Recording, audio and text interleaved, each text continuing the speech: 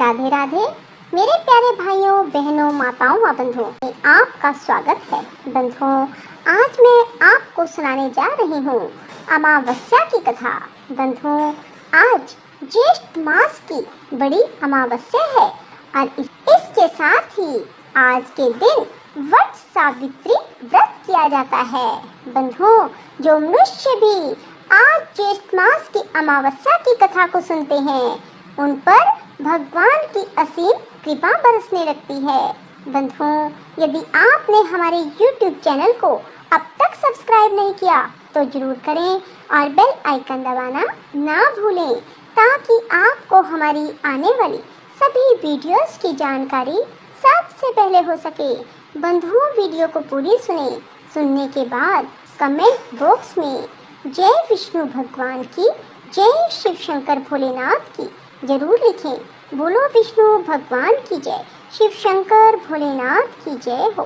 ये एक ऐसी कहानी है जिसे आपने पहले कभी नहीं सुना होगा।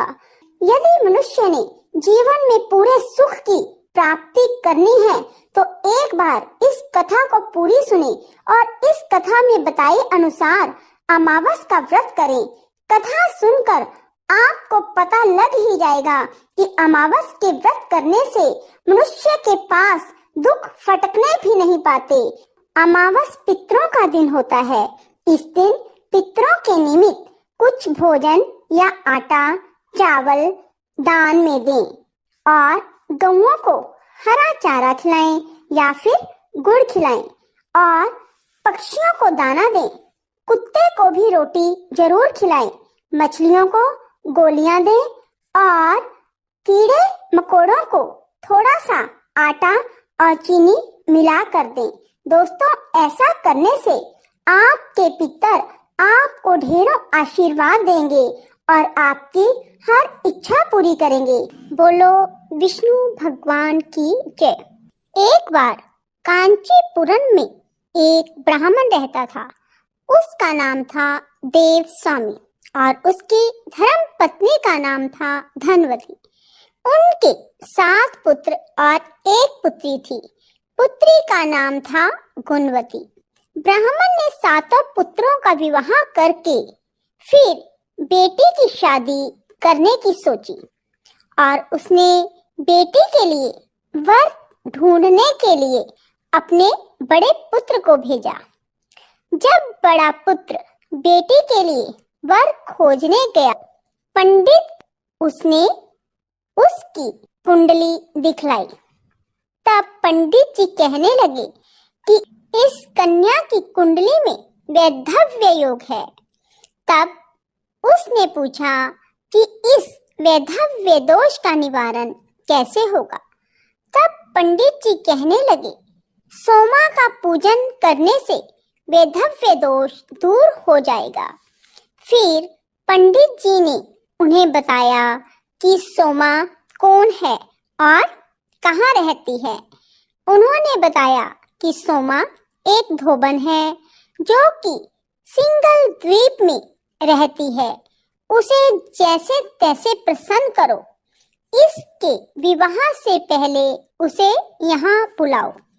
तब देव स्वामी का सबसे छोटा बेटा बहन को साथ लेकर सिंगल द्वीप जाने के लिए सागर तट पर चला गया। दोनों सागर पार करने की चिंता में एक वृक्ष की छाया में बैठ गए। उस पेड़ पर घोंसले में गिद्ध का परिवार रहता था। उस समय सिर्फ गिद्ध के बच्चे ही वृक्ष पर बैठे थे, क्योंकि उनकी माँ उस समय वहां नहीं थी। वो उनके लिए भोजन के लिए गई हुई थी। जब बच्चों की माँ आई तो उन्होंने भोजन नहीं किया। बच्चे बोले, माँ, नीचे तो प्राणी सुबह से भूखे प्यासे बैठे हैं। जब तक वे कुछ नहीं खा लेते तब तक हम भी कुछ नहीं खाएंगे।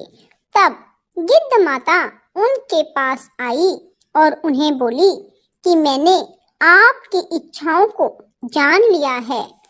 आप इस वन में फल फूल कंदमूल लेकर खा लीजिए। उसके बाद मैं तुम्हारी सिंगल द्वीप की सीमा पार करवाने में मदद करूंगी। वे दोनों भाई बहन गिद्ध माता की सहायता से सीमा के पार जा पहुंचे। प्रातः उठकर सोमा का घर बुहारने लगे।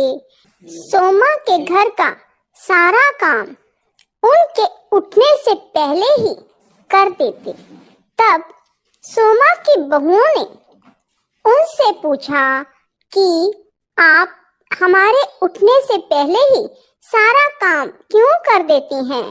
तब सोमा बोली, मैं तो काम नहीं करती, मुझे तो ऐसा लगा कि तुम लोग मेरे उठने से पहले ही सारा काम कर देती हो।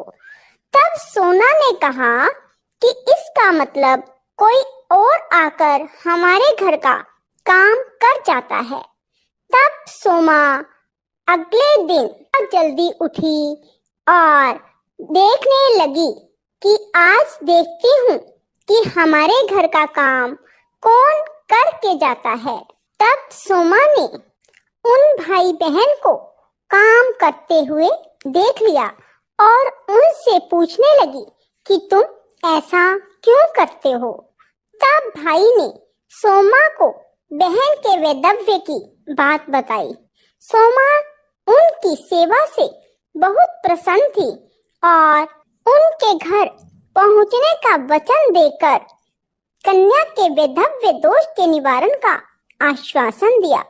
पर भाई ने उनके साथ ही जाने का आग्रह किया। तब सोमा उनके साथ चलने को तैयार हो गई। सोमा ने अपनी बहुओं से कहा, मेरी अनुपस्थिति में किसी का अगर देहांत हो जाए तो उसके शरीर को नष्ट मत करना, मेरा इंतजार करना। सोमा भाई बहन के साथ कांचीपुरम पहुंच गई। दूसरे दिन उसकी शादी की गई और उसका पति मर गया। तब सोमा ने अपनी जो व्रत किए थे उस संचित पुण्यों का फल गुणवती को दे दिया और उसका पति जीवित हो गया। उधर संचित पुण्य उसे देने से सौम्या के पति, पुत्र और जमाता की मृत्यु हो गई। सोमा ने पुण्य फल संचित करने के लिए मार्ग में पीपल वृक्ष की छाया में विष्णु जी की पूजा करके 108 परिक्रमा की। उसके परिवार के लोग जीवित हो उठे। निष्काम भाव से सेवा का फल मधुर होता है। राधे राधे, जय श्री कृष्णा।